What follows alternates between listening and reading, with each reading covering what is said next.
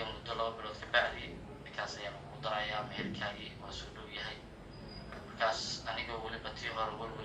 walbahaar igu hayso iyaduna ay leedahay daadan hadda isoo doonan aniga nafteedaan goynayaa waan isdilayaa. السلام عليكم ورحمة الله وبركاته. دمان أصحابنا دعوانيسو جمعة وناكسن مالي وناكسن وبرنامج كني أرماها جعالك إي قصوينك ونوغا براتين ما نكستو جمعة إنا لدين سو قد منو والكرو حديث سو قد من شري يعني ولا شيء حمد حالي سادوك سنتين بالسفر عليكم مقانتهاي إن شاء الله مردنا نؤمن دون تادو إلهي رهدو ما انتهي وحا برنامجك إلا وضو ولا شيء فايزة سودو ودولة عبد الفتاح barnaamijkeena intaan ugu gelin ka hor waxaan jeclaan lahaa salaan yar oo idinkaga imaaday walaasheen xamdi xaali inaan idinla wadaagno kadib aan barnaamijkeenii aan guda galno. barnaamijkeena qisadiisa maanta wallahi waa qiso aad iyo aad u xanuun badan laakiin salaanta aan ka hormarina kadib barnaamijka ayaan bilaabi doonaa. nala dhegeysta. السلام عليكم ورحمة الله وبركاته. ولا خالقها ولا شيء حمد حالي وإنتهيسا وعن نبات قوايم نبات قبتين مكحومها هنا كما قناة برنامج كجمعها هي جعلك سداد هنجر ولك عرفتها إن شاء الله بإذن الله الكريم وحاولنا عدك يجنو قابي هذا معوان دالنا هاي إن شاء الله بإذن الله الكريم عاوة كما قناة هاي واندين حيسين بضل ورجينا قادين إننا يحيستان ذكرة سدوكالك إن شاء الله أسبوع قناة هاي لكن وحالدينا أسبوع أدوبينا وقت إذا لقد دونه برنامج كقيب صار قدونه walaashan xamdi aad iyo aad ay u mahadsan tahay salaanteeda ilaahayna nabad xaq u keeno ayaan leenahay. faisoy maanta waxaan dadkaan u wadnaa qiso jacayl oo aad iyo aad u xanuun badan uu nala soo wadaagay wiil walaalkeyna oo ku nool Hargeysa. qisadan awalkore qisooyinku waxay dhici jireen inaan idinkaga sheekeeno dadka qoraal ahaan nagula soo wadaagaan laakiin qisadan way ka duwan tahay. wiilkan asagaa doonayay inuu cod ahaantiisa idinkula wadaago adinkana aad dhegeysataan. marka waxaan jeclahay inaad ilaa sheekada dhammaadkeeda aad dhegeysataan waadna ku mahadsantihiin. nala dhegeysta haddaan bilaabanayna. السلام عليكم ورحمة الله تعالى وبركاته. ولالك عبد الفتاح يا ولاشي حمد حالي آديات بلد السلام يا مقعي محمد رياض وحان كل شيء هرقيسة waxaana deganahay haatan Hargeysa. qisadan waxay ku dhacday aniga shakhsiyadeyda waxaana rabaa inaan soo bandhigo daawadayaasha walaalaha midoobay ee xamdi xaali janal iyo Goodir Media. waxaan dhiganayay iskuul lagu magacaabo Nuruddin Primary Secondary School. maalin maalmaha kamid ayaa waxaan isbaranay inaan lagu magacaabo Xabsa markaan isbaranay kadib oo wada socnay ka bacdi waxaan kala go'aansanay inaan kala qaadano telefoon nambaro. telefoonkii baan kala qaadanay inagoona weli ku xiriirin dhex marin oo laakiin saaxiibtinimo naga dhexayso ayaa waxaa dhacday in maxay ahaydey aan macnaha u bandhigtay arrimo guur iyaduna si farxad ay ku dheehantahay iga aqbashay. markaasi maxay ahaydey weliba jacayl dhex maray labadeen aad iyo aad u ba'an. jacaylkaas waxay ahayd sanadka markii aan aniga Xabsa maxay ahayd aan jacayl isku bandhiganayna sanadka markuu ahaa 2014. Xabso ilaa iyo muddo waxaan saaxiibtinimo ku wada soconay muddo 6 bilood ayaanu asxaab caadi oo Facebook iyo WhatsApp iyo Messenger iyo ka wada soconay hadini.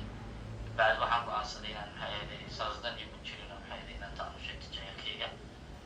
jacaylkii baan ku casuumay waan u sheegay iyaduna si farxad ay ku dheehantahay igu soo jawaabtay weliba iga aqbashay. markaan wada soconay adiga muddo sanad iyo 6 bilood ah ayaa waxaa dhacday gabadhii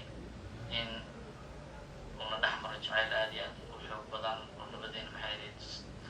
dad aan u kala maarmooyno iswacno. kabacdi gabadhii maalin maalmaha kamid ah ayaa waxaa dhacday gabadhii inay gurigeeda markii aniga iga tagtay aanu wada kulannay oonu sheekaysanay gurigeeda aaday in hooyadeed si lama filaan ay akhbaar uga keentay tiri gabadhaydii waxaan ku hayaa inaan maanta oo cidda ah oon rabo inaan kugu daro. Xabsa ayaa iyadoo hooyadeed u jawaabin isla markii ii soo warcelisay waxayna igu tiri walaalow waxaan ma hooyo ayaa waxay idhaahday arrinkaas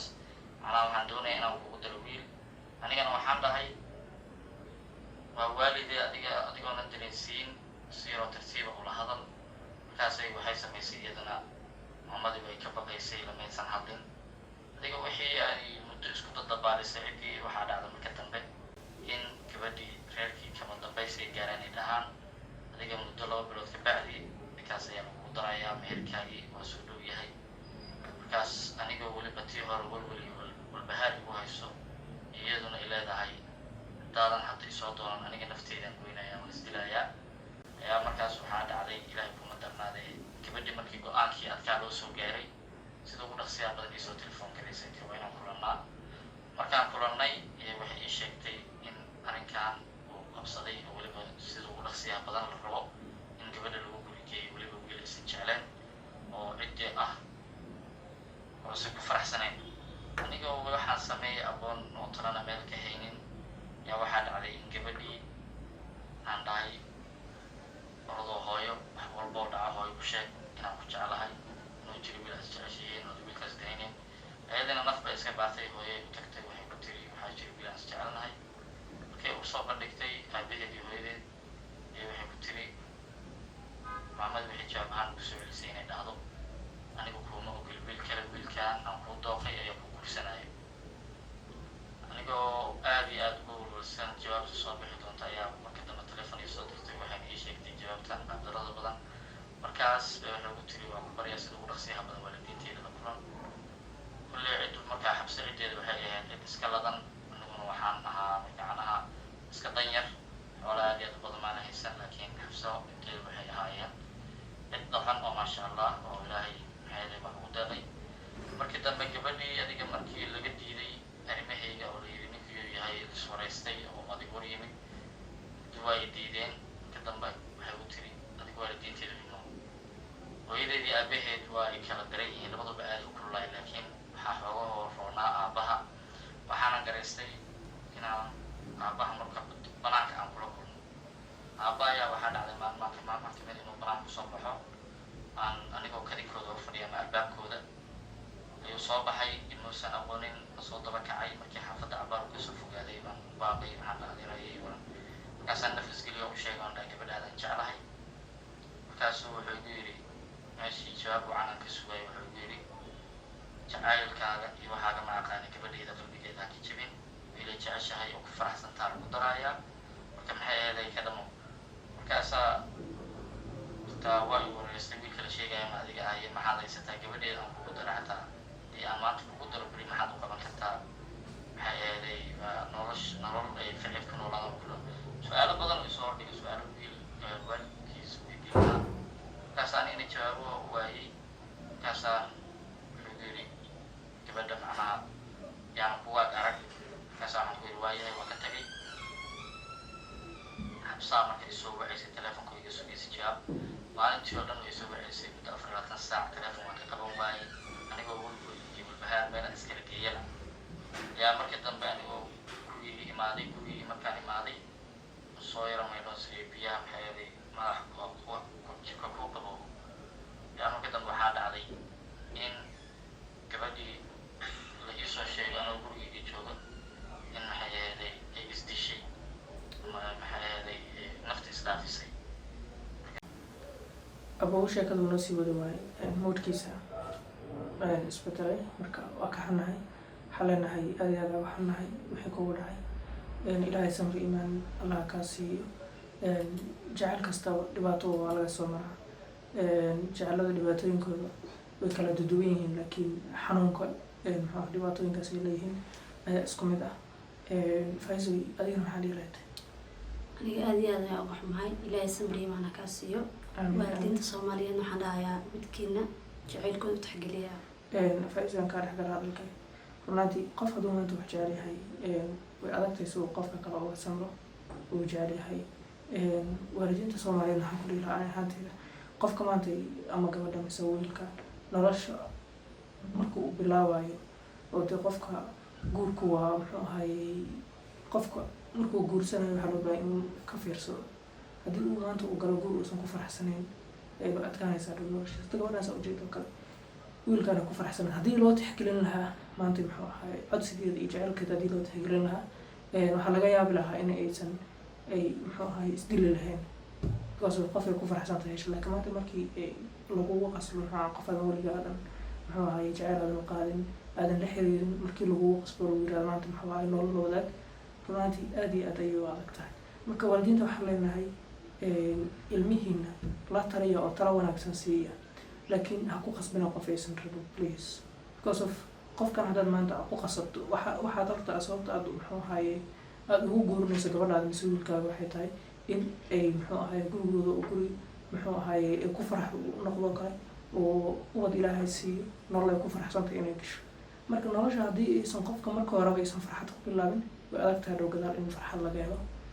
way wanaagsan tahay waalidka inuu mas-uul iska saaro muxuu ahaa ubadkiisa si ay ku guursan lahaayeen aqalgalkooda iyo noloshooda inuu mas-uul iska saaro way wanaagsan tahay ayada haddana taas ay mas-uuliyad tahay haddana waxaa codsan lahaa ani ahaantayda in qofka ra'yigiisana la qiimeeyo hadduu qofka maanta wax jecel yahay jecelkiisa in la qiimeeyo hataa haddii waalidku ay qofka labada qof is jecel oo kale haddiisan isku rabin waa meesheeda waa gooni annaga wuxuu ahaye wax kama dhihi karnaa lakin waxaan dhahaynaa muhiimaddu waxay tahay in markastaba qofka dooqiisa iyo dareenkiisa iyo qalbigiisa wax ku jiro loo muxuu aha tixgeliyo sheekada idinkuma dheereynayno akhyaray barnaamijkeena maalintaas kusoo joojin doona hadduu ilaah yiraahdo jimcada xigto ayaa muxuu ahaa qeybiisa kale aad maqli doonta hadduu ilaah yiraahdo fadlan dadka cusub tahay channelka subscribe garee muuqaalkana sii share garee wassalaamu calaykum waraxmatullahi wabarakatu